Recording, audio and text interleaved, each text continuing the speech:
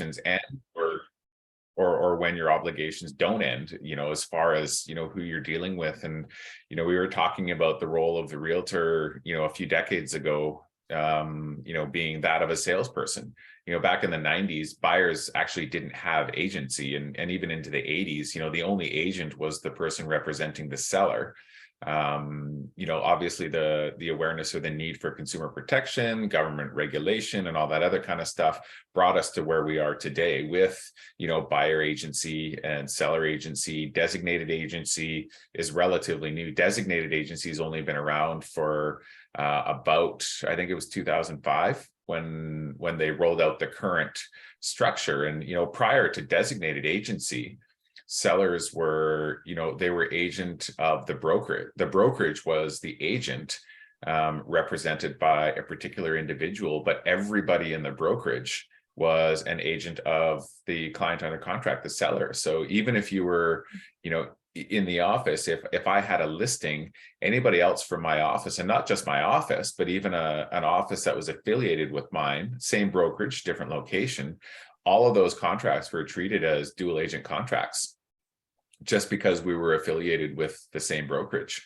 That went away with designated agency, and there was a shift to limited dual agency, thereby where it had only applied if you were the realtor representing both the buyer and the seller. And then, of course, obviously, in today's world, as of 2018, you as realtors are not ever going to be, writing any sort of dual agent contracts. It's just not a thing anymore. It's highly, highly regulated. It's highly overviewed. We as brokers, we have certain responsibilities that if we do have a realtor engaging in dual agent practice or limited dual agency practice, we need to report that. And that goes directly to BCFSA. They will review it and they will investigate to determine how it was that we were unable to avoid a limited dual situation. And they have three specific reasons that you can, and where we're situated in the environment that we're in, we will in reality never qualify for any exemption under limited dual agency. It just won't happen. Right. And that's only really a thing in BC, right? It is. Yeah. Yeah. BC's regulation and the licensing program and the expectations and the regulations that we as realtors in BC have to follow, I would suggest, are probably the strictest in all of North America, be it the US or anywhere in Canada. We're definitely we're watched very closely by all of the other provinces.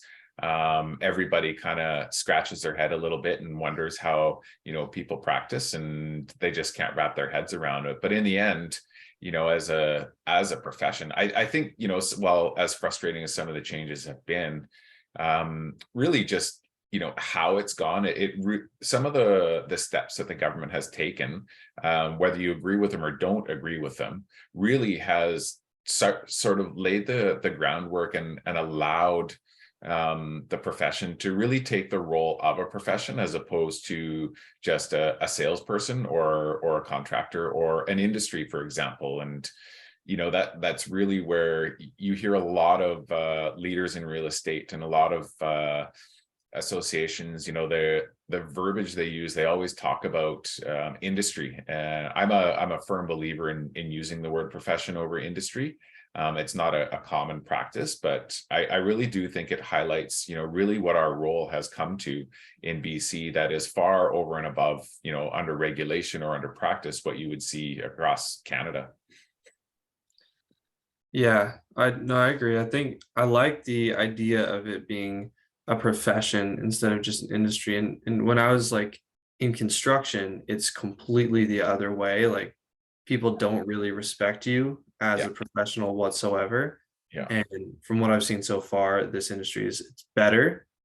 But there still is a little bit of, people don't really see you as that professional that you're talking about. So I guess we're No, the right way. But yeah. And I mean, that takes time.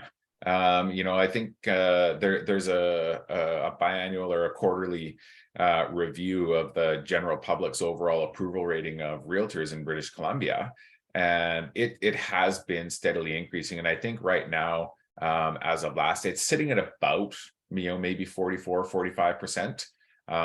Going back 5 years, it was down around that 35 to 36% approval. But it's one of those things that will take a lot of time to elevate, and it's because we have in British Columbia alone, there's 25, almost 26,000 realtors, and there's an additional 4,000 or 5,000 licensees. BCFSA has close to 30,000 licenses issued in the province of British Columbia. And again, 25 or 26,000 are realtors. They are ones that belong to member boards and belong to the Canadian Real Estate Association and have the ability to use and capitalize on the realtor brand and the realtor logo. But it's a pretty big number. And, unfortunately,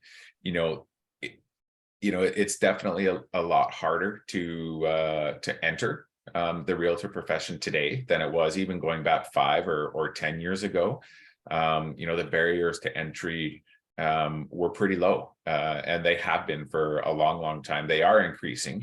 It is going to get harder as we move into the future, but there are still thousands of realtors that have been around for a long time that have always done things the way they've done them. And I've noticed it a lot at the organized level, at the doing work at the board levels, that it is really, really, really tough to get somebody who is set in their way to just accept and acknowledge that they need to do a little bit differently now. And that's part of being a professional, I think, is when your profession changes and when your role changes, we as professionals need to adapt. Everybody has to adapt to different regulatory shifts and different market shifts and different shifts in the environment that you're working in. So if you're not willing to adapt, then ultimately you will be replaced. It's going to take some time, but you will. Like if you as a realtor can't adapt to working in today's practice, you will fade out. If you don't look after your clients and if you continue to practice in a manner that really doesn't put their interests first, sure, you may get a deal out of them, but your reputation is going to grow. They're not going to come back to you, and you will eventually, disappear. As cell phones were a great example of that. There were realtors that they were stuck with phones and pagers and rolls of quarters in their pockets, and slowly they ended up disappearing into the background until they actually got connected and adopted to technology. So not just adopting to regulation, but technology tools and the way that the consumer expects us to communicate and be part of that role is definitely different. And you guys are actually quite lucky being relatively new, because you're not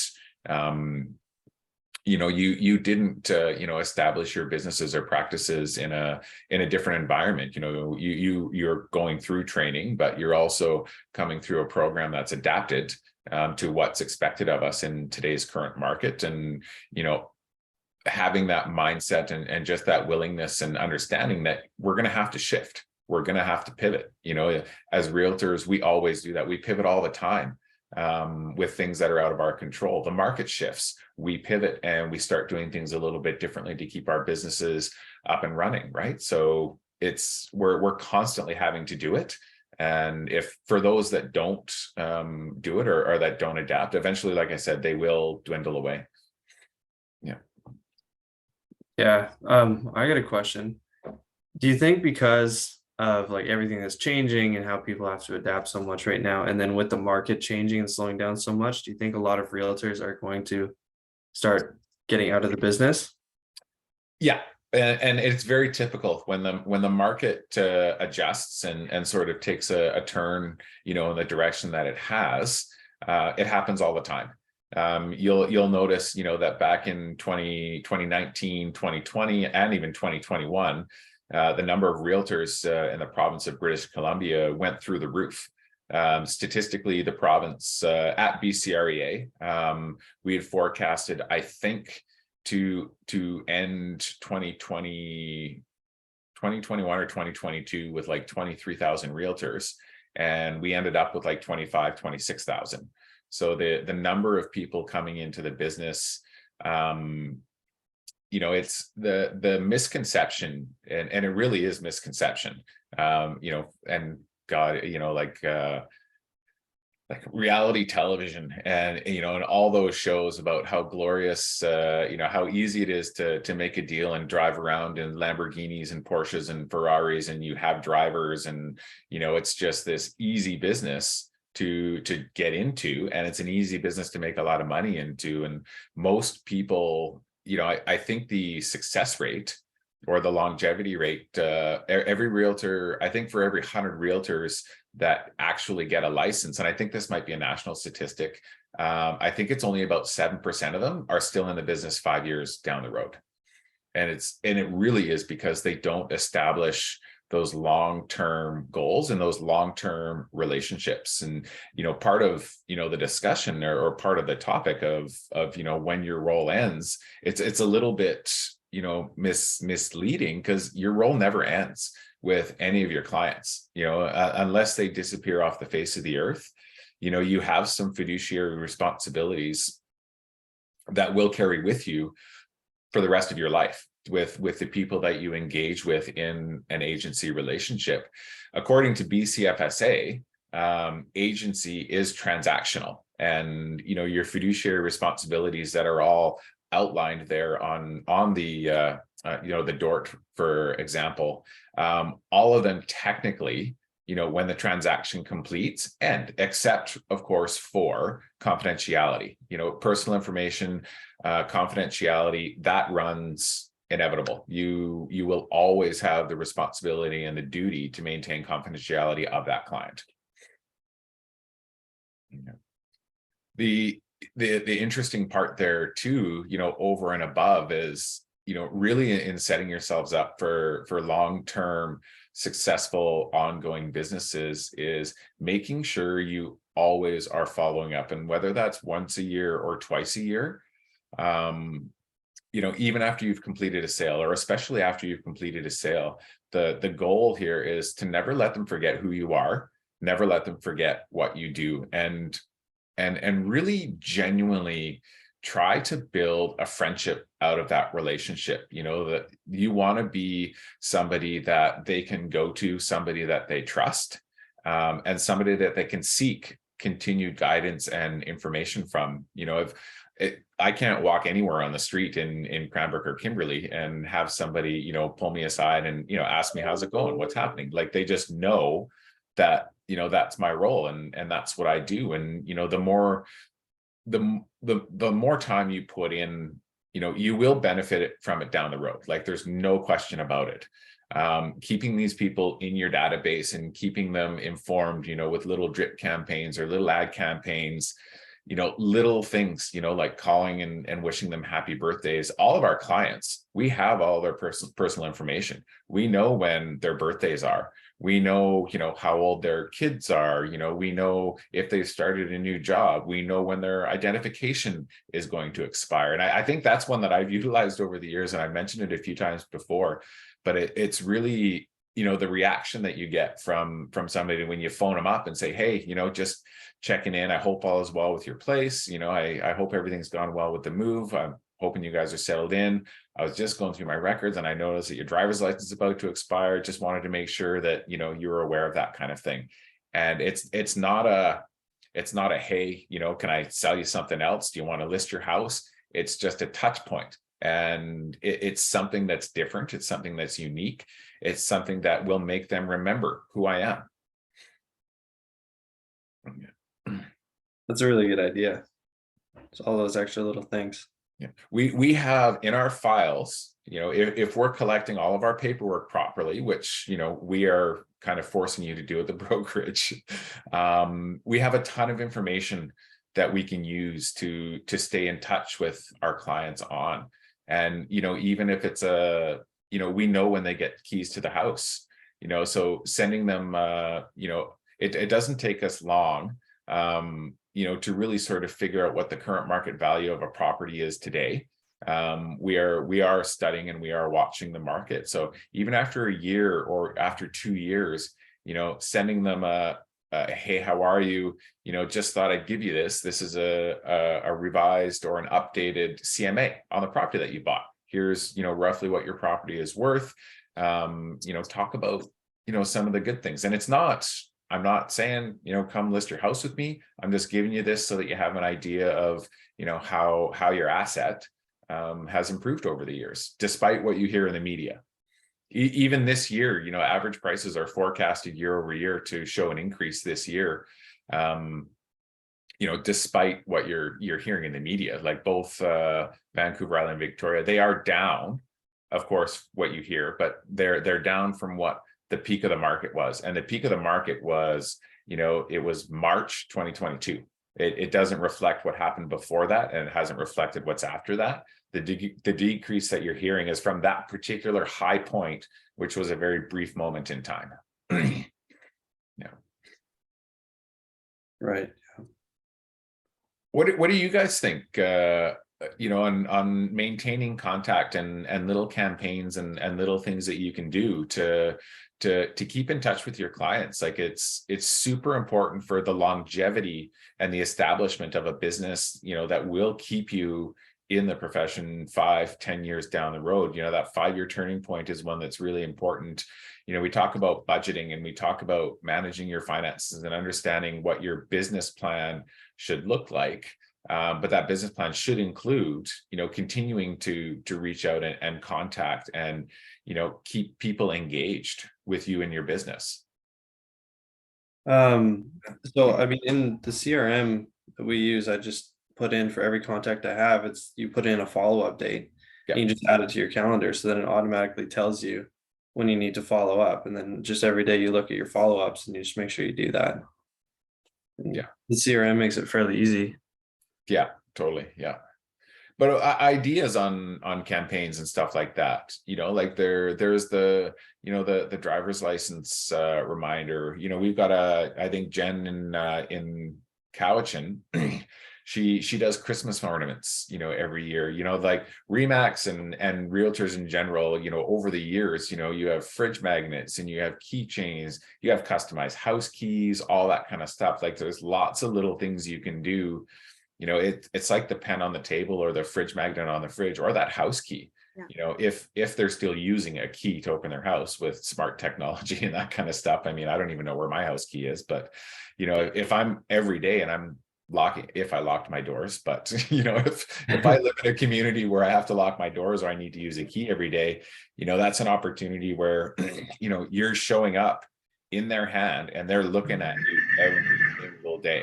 And it takes obviously, a little bit of an investment, but little things like that, the fridge magnet, was a brilliant, campaign, whoever invented it or started it years and years and years ago, because every single day they go into that fridge multiple times a day. And whether they actually see it or not, they see it. It might be a little bit subconscious, but they will see it and you will leave an impression if you're in their face every single day. And that's a non-invasive type approach to stay relevant. It's not you pushing something on them. It's just a little trigger that says, hey, there's, magnet from Melody or Nick or whoever it might be from, right? So I like the notepads. Yeah. It's funny. I had somebody call the office and they knew they'd signed on with a realtor, but they thought it was Remax, but they weren't sure. So I was talking to this lady, trying to help her figure out, who she's with. She clearly had no idea. Like she didn't have a business card, nothing. So after my conversation, I said, "Did they give you anything? Like, did they leave a notepad or a pen?" And she's like, "Oh my God, wait." So she found this notepad and she's like, "Oh, it's Royal LePage." So it was so funny. It was hilarious actually. Cause I went through everything with her. And then at the very end, I was like, oh, so now I know, actually it gave me a good idea. That's what I'm going to start doing is I'm going to do some notepads up. So if anybody wants to go halfers with me, yeah, I was thinking about doing that. Probably will. I Yeah. got a full box of notepads 2 weeks before I left Johansson Group. Oh, okay. So if you want to go half first, Another like fryer starter. I thought I'd do door knocking with it. So Jenny, how did you manage that client? Did you maintain them as a client, or did they end up leaving? I know I didn't. So basically, I just told her, look, find out if you have signed on with them, because she thought she signed a contract with them.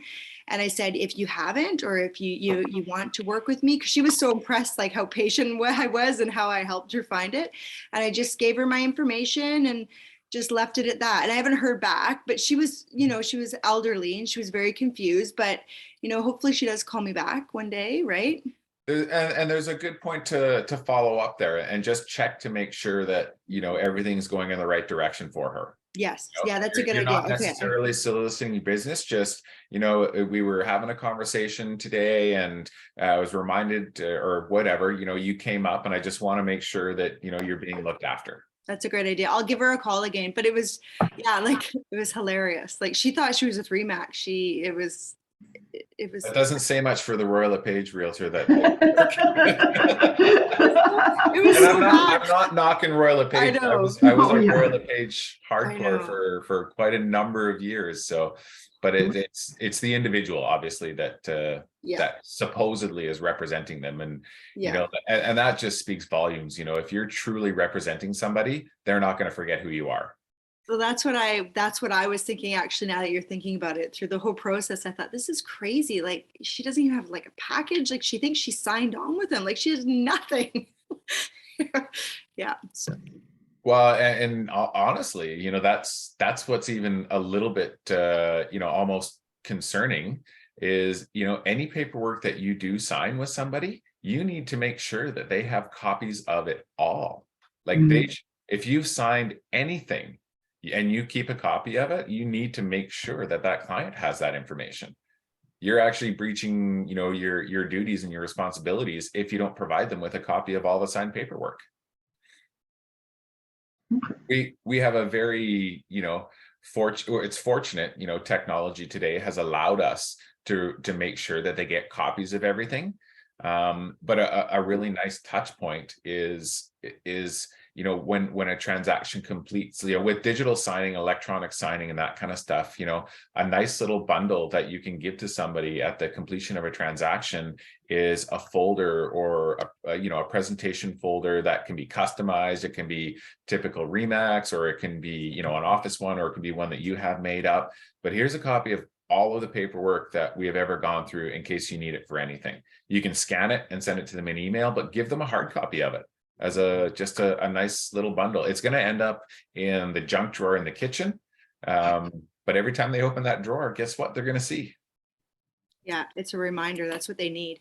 Well, This is so interesting that we're touching on this. So, because I've been dealing with a lot of just different leads with, things that I don't expect. So, and that's what I'm finding, like, I'm helpful, but I don't want to cross that point of being too pushy. Do you know what I mean? So does that just come in time, I guess? I'm going through that too, the exact same thing. Like, I don't want to be cheesy and be like, like take it to that next level. So I'm just trying to like be cool and casual, even though I'm really excited. Yeah. But, and then, just kind of like leaving the ball in their court. So how much time, like with following up and stuff like that? Like, do you know what I mean? I don't want to be like the eager beaver. Do you know? Yeah. Does that make sense? Yeah. It depends on the individual. There's lots of ways to sell real estate. Like there is the push, and the drive to, get commitment and that kind of stuff. You can lead somebody to the water kind of thing, right? They're going to drink it when they want to drink it. So, how you go about doing that really is your decision. Some people are really good at the hard sell. Some people are really good at the soft sell. I have never sold a house to anyone. I've helped a lot of people buy houses. I've helped a lot of people find, the right home, the right property, the right condo, whatever it is, but I have never sold a house to somebody that was legitimately selling.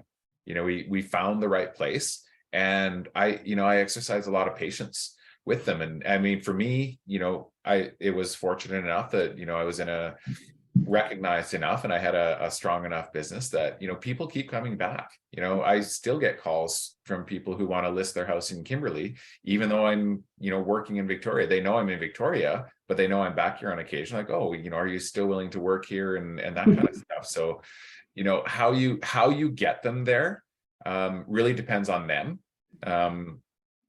And as you're getting to know people and you're establishing that relationship, they're going to tell you, and it won't be directly, maybe directly, but if it's direct, obviously, then that's how you communicate with them. But ultimately, they're going to tell you or show you how they want to be communicated with, and how you communicate with them needs to be in a manner that they're going to be receptive of.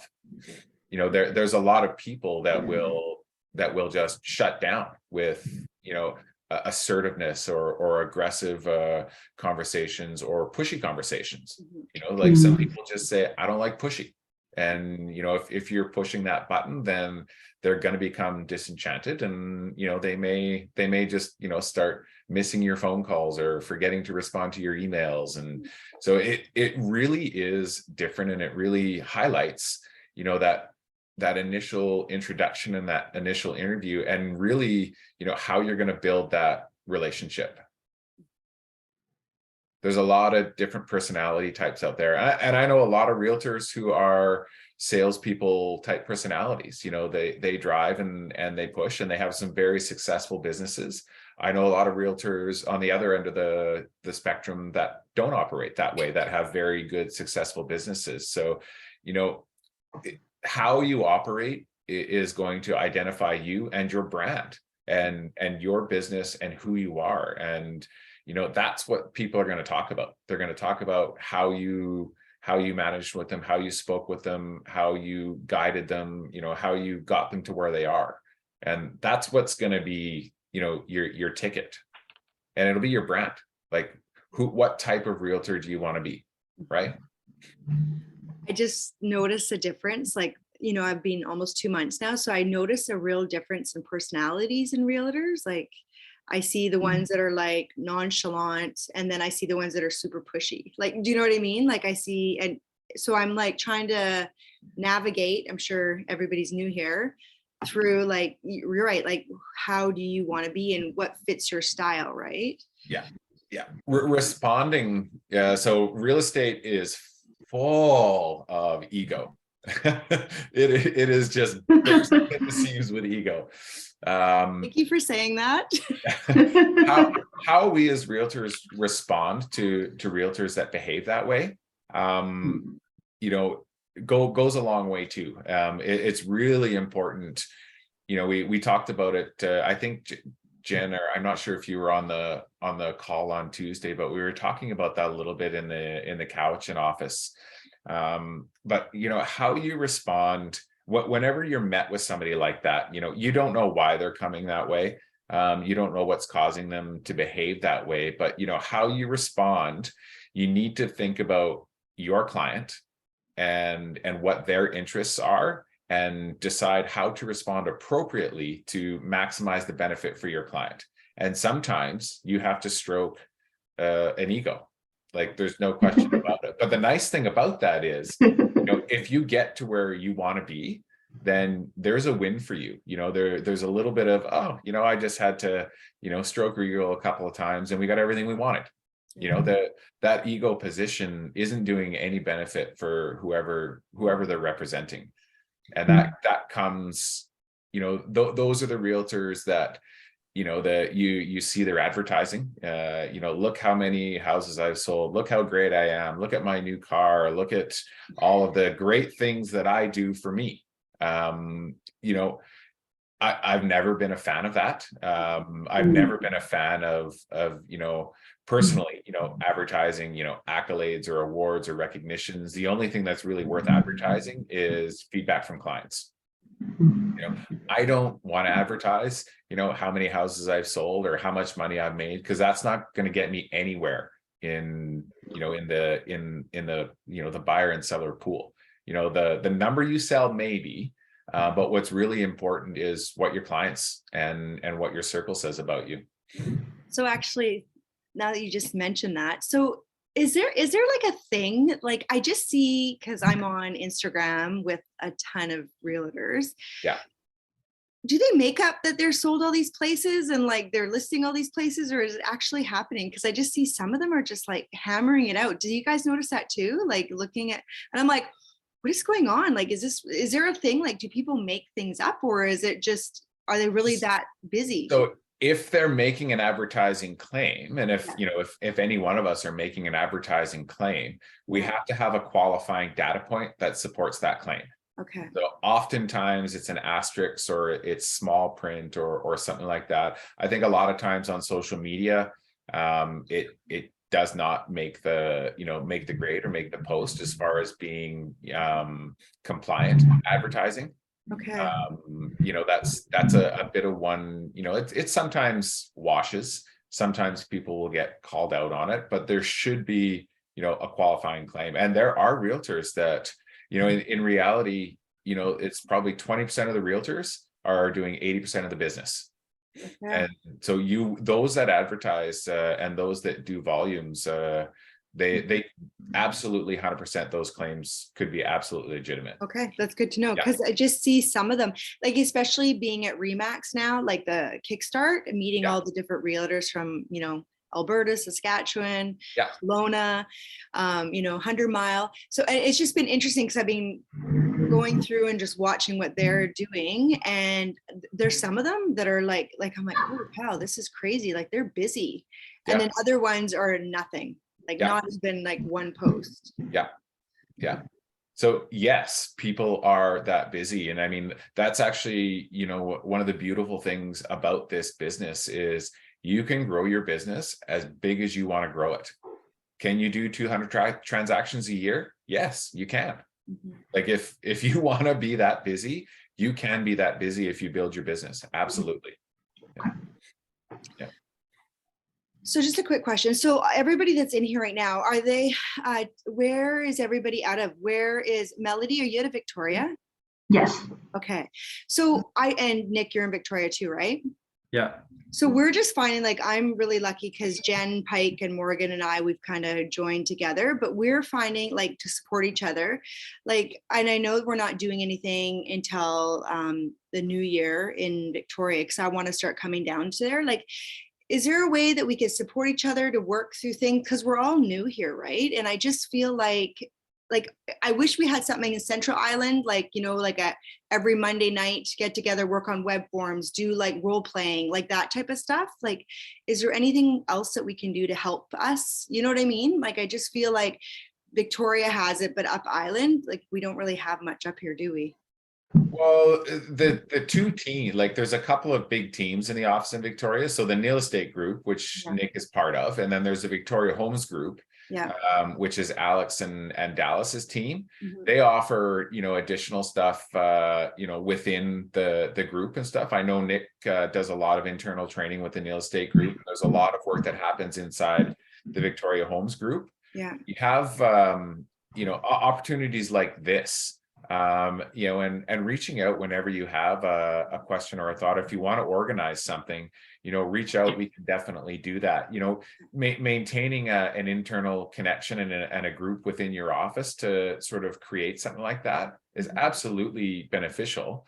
You know, the hard part, you know, we find is getting committed participation. You know, often people will be like, oh yeah, sure, no problem. And then, you know, something comes up and that kind of stuff. So, you know, building those little things or taking something like that, you know, even into a community environment, you know, getting involved with a local organization, like a business-minded organization, and having a roundtable like that, you know, like the city, for example, here, you know, they used to host a brown bag lunch, right? Bring your lunch and we'll just sit and chat over lunch about whatever happens to be. So, you know, doing that at the office is great if people are going to come to the office, right? Yeah. So Nick, do you have, like, what is it like for you? Like, do they work with you? Like, do you have like training sessions, or how does it work? Yeah. I mean, really, I can do more if I want to do more. Like, I can text Nathan, who's kind of like our team manager, and he can set up something for me to do. like I do role playing with Jade, who is one of our kind of admin, but she's also kind of doing like calls and sales and that kind of stuff. So we do role play from time to time. Mhm. And then we do like every Wednesdays we call it crushing it in real estate. Mhm. And they kind of bought this course, and it's a company in the States that made a bunch of videos on, the buyer process, seller process, how to talk to people, like that kind of stuff. Mhm. So every Wednesday at 1, we go in and watch the videos, talk about them. Sometimes we do role playing and stuff like that. So yeah, we do kind of a lot of stuff, and if I want to do more, I just text someone on the team, and usually someone's willing to help, and then I go in and talk to them and figure out whatever I want to do. So it's really nice having that. I think that's a big value that the team brings.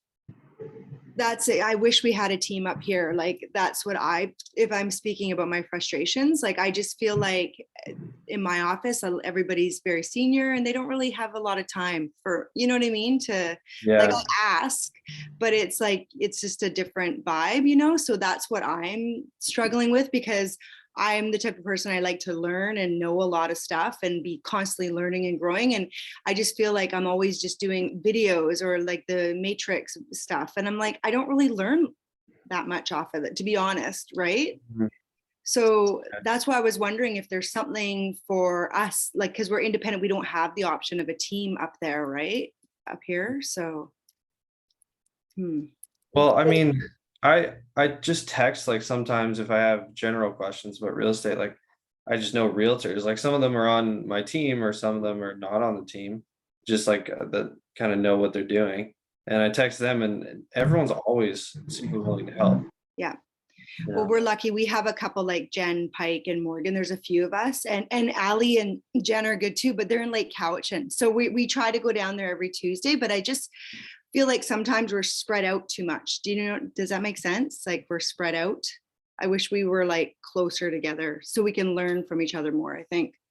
Kind of having everybody in one office kind of thing, like Victoria, we have 45 realtors or 50 Mhm. realtors in the Victoria office, and and to be honest, we probably only see about 20% of them on a regular basis. Yeah. A lot don't come into the office, and that's just the way kind of they've started their business. But if you, Jen and Morgan, are working through this, and you want to connect on an afternoon or something like that, we can schedule that. Like we can Great. absolutely do that. What do you think, Jen? What do you think?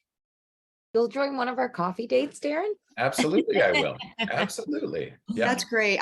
Because I just feel like I know my learning style and I'm better hands-on, like, and the video stuff is great, but I'm like, I need to sit with somebody and actually go through web forms, like actually, and ask my silly questions that I have, or just, like the role playing that you guys are doing. Like, I think that's so beneficial, like to practice with people, right? The hard, like there's a lot of benefit to it for sure. Everybody's unique and everybody's different, and you've got to find your little niche and your style of how you're gonna come across and how you're gonna present. You don't want to be a broken record. You don't want to say exactly what Nick says or what Darren says or what Jen says. You've got to develop your process and how you go through it. The nice thing about all of our forms and paperwork is it really does lay down the foundation of what the steps of that conversation are, and how we integrate that information into our presentation really needs to have a personalized voice to it. Like it has to have something unique. It's got to be, this is Jenny, this is not just somebody else from Remax Generation. It's almost like, and just like when I had my company, like I had like a shadowing program. So like, hey, this is your realtor buddy, and you're going to go and do an open house, a listing. You're going to do, boom, boom, boom with them. Because I think that's so beneficial for people. Don't you guys think? Yeah. Like to be able to shadow, or even have the option to, because I just think that's how people learn, right? Not sitting in front of a video. It just it doesn't connect for me. Jenny, are you still coming over tomorrow morning for coffee? I am. So how about tonight I sent you a photocopy of my driver's license and an address of a property that I wanted to buy. Okay, And then you can do all the contracts up tonight. And then when you come over tomorrow morning. that'd be we can great. just- Okay, that'd be great. Yeah, that's great. Stuff like that. Like, I don't know, Jen, you were at a different brokerage before. Like, how long has everybody been on for? Like, Nick, how long have you been on for? I got my license about a month ago now. Okay, And yeah, I joined the Neil Estate group like 3 months ago. I think. As you were working through finalizing your license, yeah. Yeah. Yeah. See, and I feel like I just spent my first 8 months just running into corners. Like, what do I do? I don't know what I'm doing. It was like I had nobody. You know, if I text, obviously, and it's like, or like Darren, what I did with you on my last offer, sent him was like, hey, are my conditions right? Like, I don't want to end up in realtor jail. Yeah. That was the Yeah. only support that I had. Like, you know, they'd look over my contracts before I sent them out, but It's definitely, you know, a little more challenging in some smaller offices. You know, we actually have Anne in conveyancing who is really proficient with, you know, web forms and transaction desk. And so I think we can maybe I'll work on getting her to assist and help provide a little bit more training and stuff like that. And maybe instead of having her, you know, in the Victoria office one day, we can send her up island and go through the process. It will help with staff. It'll help with, you know, the realtors and that kind of stuff. So, but those are things too, you know, like, and if you're curious or you're wondering, I mean, there's lots of senior agents around, but don't ever hesitate to call me or to shoot me an email or ask me to review something. Like, you know, I'm here to make sure that, you know, you guys have all these questions answered. So don't ever hesitate to reach out. And it goes for you too, Nick. I know that the Neil Estate Group is its own little brokerage within Remax Generation, but in the end, like, you know, we're here for everybody. And like, if I'm not available or I miss the call, like I will call you back. But we have lots of you know, lots of support in seasoned realtors and those have been around a long time. But you know, if you need something, just don't ever hesitate to reach out. appreciate it. It's great. And Yeah, you've been thanks. great, Darren. But like I said, it's been almost 2 months and I just feel like I could be learning more. Does that make sense? Like, and I just, my personality maybe, but I like Jen, kind of what you said, not as bad. Like you said, you're hitting corners, but I just feel like my personality, like I'm very like driven. And I just feel like I've been taking as many matrix courses with the ViraReb and stuff, but I just feel like I could learn more. Does that make sense? Are you go, you just don't know where to go. Yeah. And I'm asking a million questions. And, you know, like I actually just asked Carol's assistant, because she does up all her contracts. I said, hey, like, are you like, you know, because you're just building a relationship with them. I said, okay, I know like it's hard because you're trying to get your work done, but are you okay if I'm a fly in the wall if I just sit here and watch you do your contracts and watch you do your forms? And she just said, she's like, yes. I'm like, okay, perfect. Because I just find, like I said, in our brokerage, like, you know, people are they're more senior. They don't really have time. Do you know what I mean? Like they don't have time. And I see it, I watch it, and you don't want to be a pain and be like, hi, I'm the new guy. Can you ask my 25th question today? Right. And I get it. Totally, yeah. And be careful, you know, with whose contracts you're copying and watching, because I've noticed that there's not the greatest of practices by all seasoned realtors. Great. Okay. Yeah.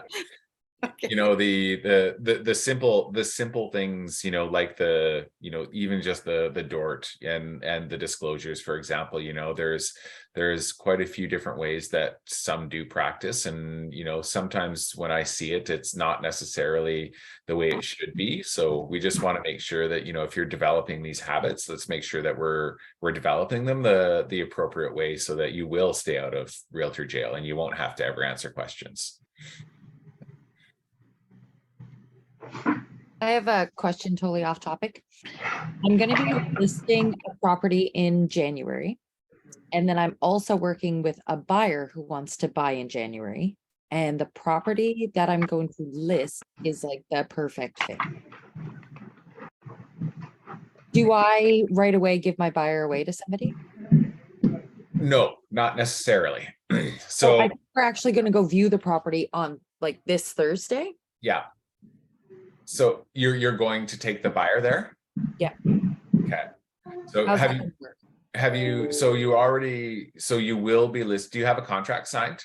Not yet, no. Have you had a discussion, obviously, with the seller on agency and what your role is and how you'll represent them? So you've established agency with the Yep, seller. we sat down, had a 2-hour coffee chat in their home. Yeah. Okay. So really what you have right now is you're showing your listing to an unrepresented buyer.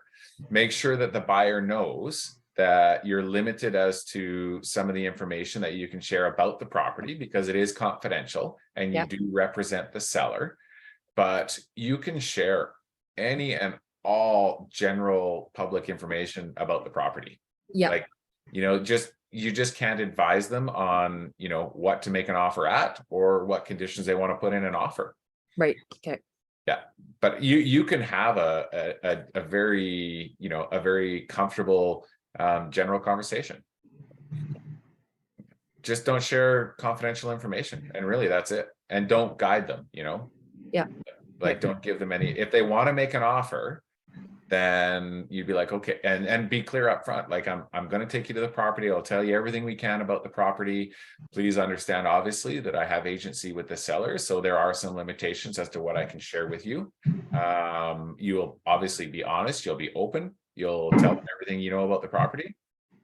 But if they want to make an offer or they want to proceed, then if we get to that point, then you will refer them to somebody in our office that Okay. can help them, and guide them through the process, as well as make appropriate recommendations and suggestions as far as the preparation of the offer. Perfect. It's interesting, like just going back, make sure I'm not muted. I'm talking to, so you know how I moved from Squamish to the island? It's a funny, just kind of touched on it. So I had mentioned to a friend ages ago that, I'd be interested in selling. She's a realtor, and, like if I found the right thing or if we ever go back to the island. And she just remembered that I said that to her. Like, I'm talking months and months and months. Like, it wasn't even a conversation. It was just like I said it. And she had contacted me and said, hey, I'm with these people right now, and everything that they're saying, what they're looking for is exactly your house. Are you interested in selling your house still? Like, how weird was that? And I'm like, huh?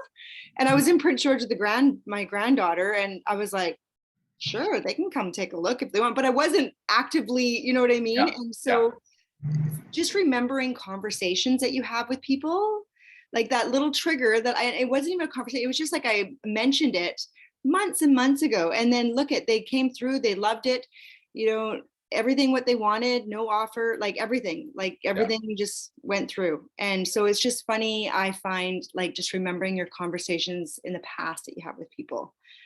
And I think, to your point, you're feeling like you need to be doing more and figuring out more. And, there's obviously some good network opportunities, obviously with you, Jen and Morgan, and I'm happy to participate in some of those. But, sometimes too, like, in everything we do, we may not sort of realize that, we are planting seeds, and we are, filling up, funnels that'll push everything into a pipeline. And it's definitely a little bit trickier, obviously, because the market's a little bit more normal. But, don't forget about what you are doing, and make sure that you take some credit for the efforts that you're putting in now. I'm pretty sure, that in the beginning when we were all talking, that it's going to feel sometimes like you're spinning your wheels or you need to be doing more.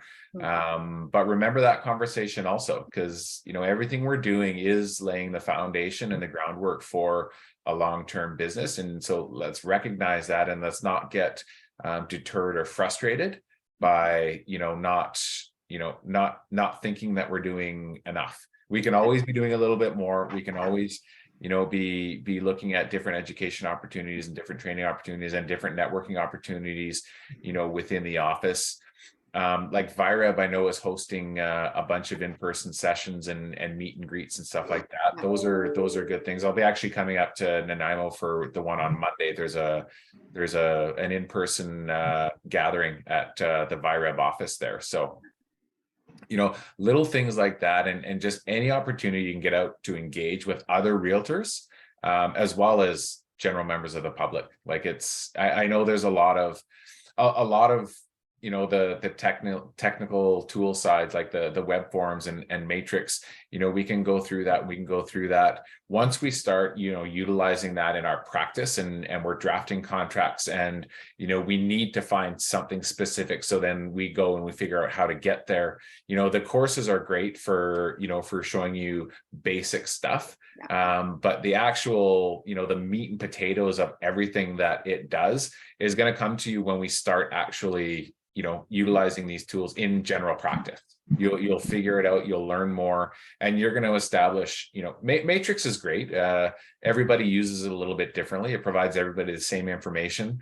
Same with web forms. You know, I think you'll probably hear a lot of old realtors complain about web forms too, but but I mean, it is a great tool. And you will, the nice thing about it is, you know, there's lots of different ways to sort of, you know, make it work best for you.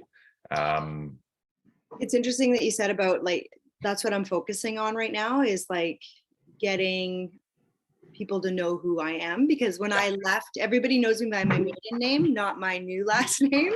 And I've been gone 24 years. So I'm like, oh my gosh. So that was interesting challenge. But, you know, like joining the Chamber of Commerce, like I just did that. I'm going to a luncheon there. And then there is it CIBC or Scotiabank, that one we're going to Nanaimo, Jen? Scotiabank, that we're going to do that. And then Lake Cowichan's having another one December 7th. It's a meet and greet. So that's exactly, what's that? December 7th, we're in Duncan. Yeah, at the country club, right?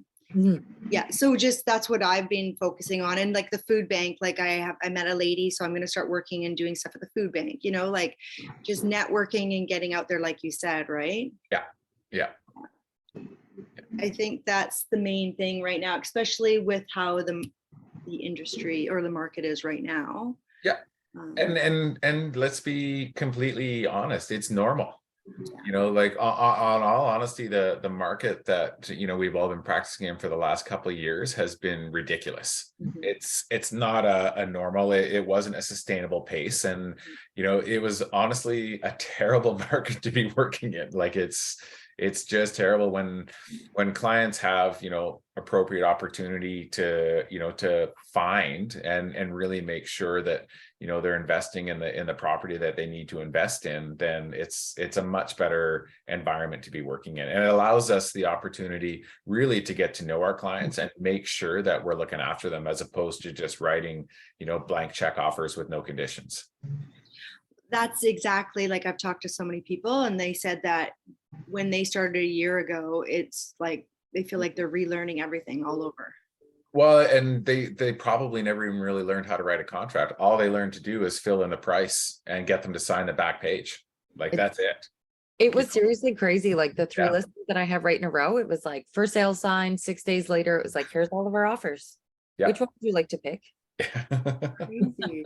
It's so Yeah. crazy. Yeah. It was.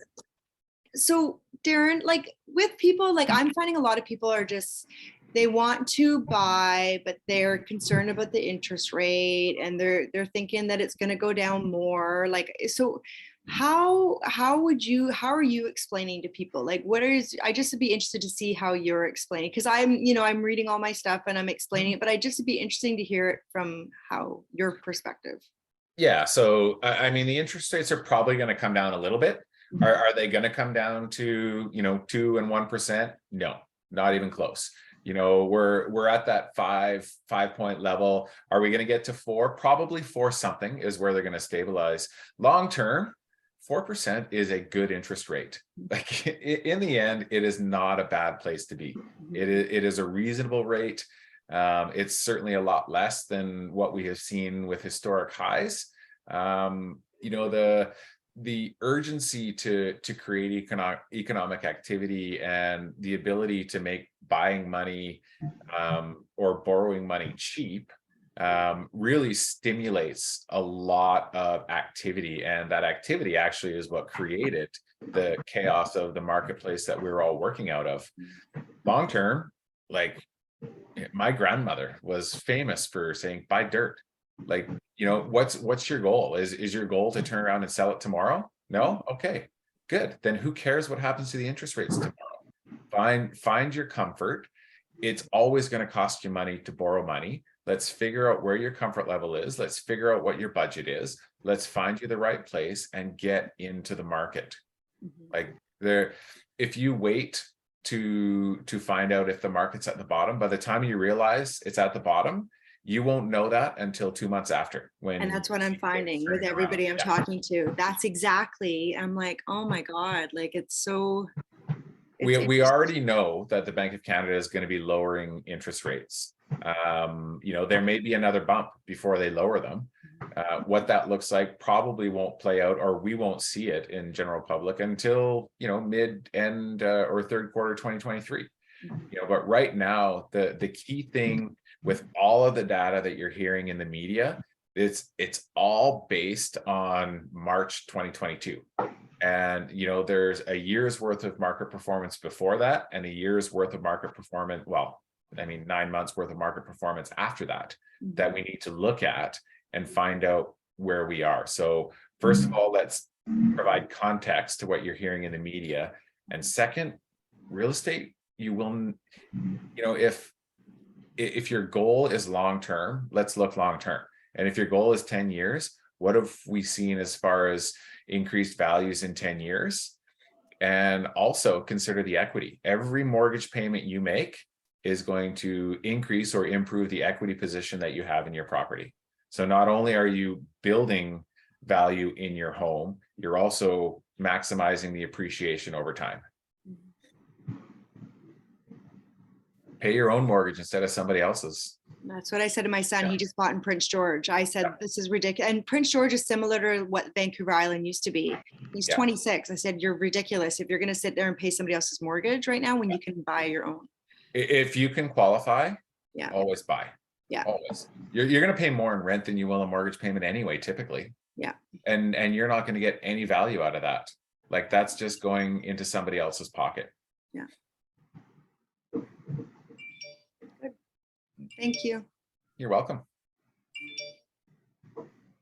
All right, it's about 10 after 10. Does anybody have anything further they want to touch on before we roll on? I know there's a couple of things to get on with today, but anybody else, anything that we want to touch on? No, all good here. I was just gonna say, Jenny, like we were talking about learning the web forms and all that kind of stuff. What we do it with my team is my first few sales, I have to work with one of the more senior agents, and they get a certain percentage. And then so they will walk me through like meeting with the seller and going through the appointment, the forms and all that kind of stuff, and go through the whole process. Maybe it'd be worth, maybe getting Jen to be the senior agent on your first couple of deals, and she can walk you through and she gets a percentage or whatever. Yeah, I think that's not that senior though. or you can just call me and I'll help walk you through it too. okay. Yeah. Good. Yeah, that'd be great, Jen. If we That's can, great. if I could practice with somebody, I think that's what I need, Jen. Like when we meet do tomorrow. a few mocks too. And then another thing, yesterday I did the client portal training. Okay. So if you wanted, I'll send you like my personal email address. And if you want to set me up on an auto email, then when you come over tomorrow, I'll show you what it looks like on my end. Okay. That was really interesting seeing, like, yes, we've sent out auto emails, but we don't know what it looks like when our client opens it. Well, I actually set my husband up on one. Oh, yeah. He wants more waterfront property, apparently. So it was that I stole his phone. I'm like, let me see what it looks like. He's like, give me back my phone. Yeah, I've been doing that because I wanted to see that's so funny. I wanted to see what it looked like on the other end. Yeah, it was really cool. And like, yeah, she showed like a bunch of different ways of how to interact and blah, blah, blah, blah, blah. Anyways. Did you like that client portal one? It was good. Yeah, I had done it like way back first when I started. Yeah. So there's been like 3 or 4 now that I've done twice, but because it's like watching a movie for the second time. And especially when you've like done things a few times, you watch things the second time or do the class the second time and you pick up on way more. I think there's going to be a couple that I redo a couple times too. I feel that. Well, any other ones that you do, tell me and I'll sign up at the same time. Yeah. It's good. It's great. Awesome. Enjoy, Okay. guys. Thanks everybody. I appreciate your time as always. Appreciate Yeah. it. Bye, Nick. Thank you, Bye, Darren. See you guys. Take care, guys.